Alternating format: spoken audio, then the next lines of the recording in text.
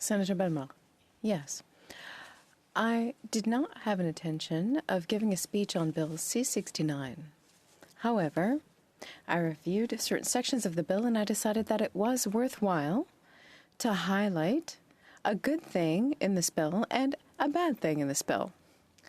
The good point is that in Bill C-69, in Section 5 of Part 4, there's an interesting measure. It's a measure that has to do with funding post-secondary studies of young Canadians. This measure has to do with automatic registration of children for a education savings account. That means every child could have an education savings account, and that means it would open up new opportunities. Now, there's a lot of mechanisms around this measure. This specific mechanism has existed for some time, but it's not used very frequently. In order to be able to use it, one has to be able to save. And it can be very difficult for children to save. Often one's grandparents can do so. Now, this new measure would ensure better fairness and better access to post-secondary savings. By extending this measure,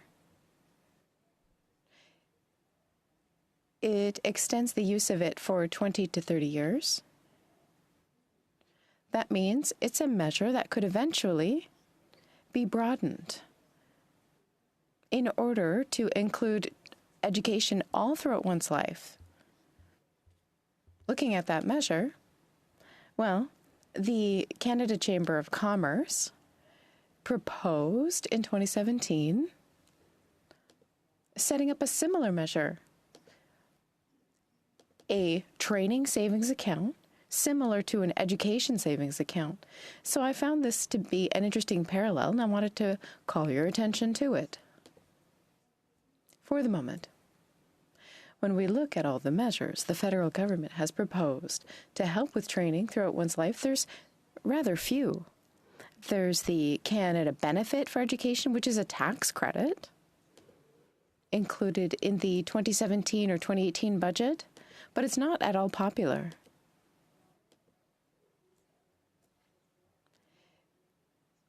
It's been criticized a great deal, in fact.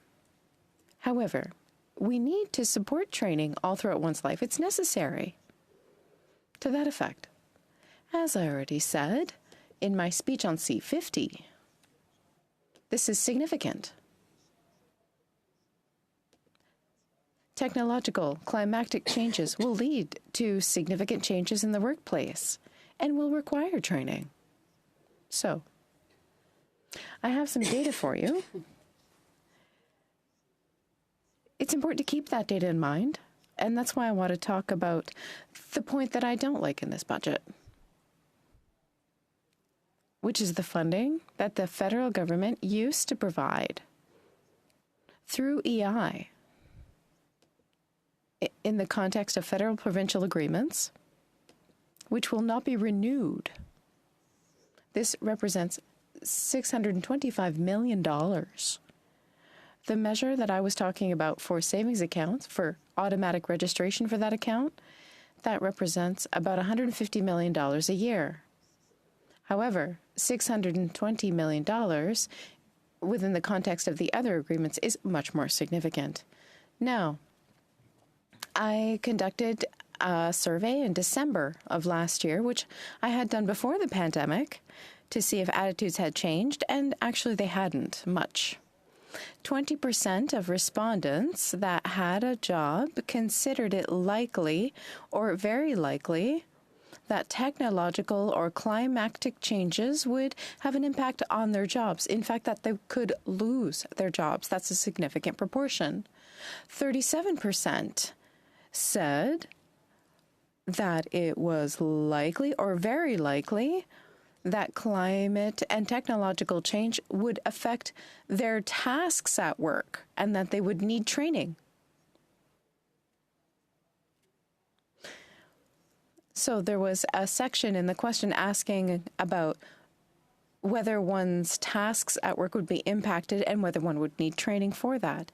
And so that means a significant proportion of people consider that this is important. When we broaden it, this could impact 8 million Canadians who think that right now or in the very short term that their tasks will be affected. When we looked at the results of that survey, we were very pleased to see that this coincided with the data from the OECD. The OECD had data on technological changes and their impact on the labor market. Now, what moved me to speak today is that a recent study came out, which I read at the beginning of the week.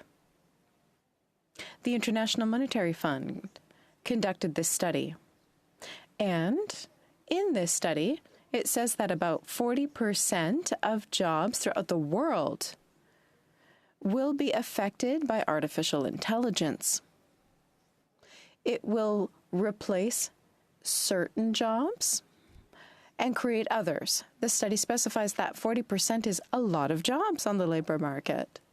The IMF study also indicated that in advanced economies like Canada's, artificial intelligence could have impacts on about 60% of jobs, especially among qualified individuals who contribute to increasing productivity. So 60% of labor in Canada, that's much higher than what our own survey found, which was 37%. And so that's much more than the 8 million originally projected who will need training because of artificial intelligence. Now, what's dramatic here is that among the people who want to do training, more than half, 40% of them, about 6 million Canadians, don't have the means to do so, or they don't have the time. That's a reality, and we will have to face it. Coming back to the budget, a lot of people will need training, and EI is the main source of funding. The EI fund helps people who have lost their jobs, trains people for new jobs. We need reform. Right now, EI can set up agreements with businesses. I think that's under Section 2 of the EI Act for funding training for all kinds of projects. However, Part 2 of the EI Act, as I was saying, since 1997, agreements have been able to be included with provinces. However, this represents about $1.7 billion, which is superior to the $625 million that the federal government used to add as of 2017. And so that reached about $2 billion. Now, this year, in the budget, the government decided not to reinvest that money into training the workforce. So I think we're going to have to follow this closely. I won't be here for the next budget, but please do follow this file closely for me. I think it's important for our prosperity, our productivity, and for fairness in Canada. Thank you.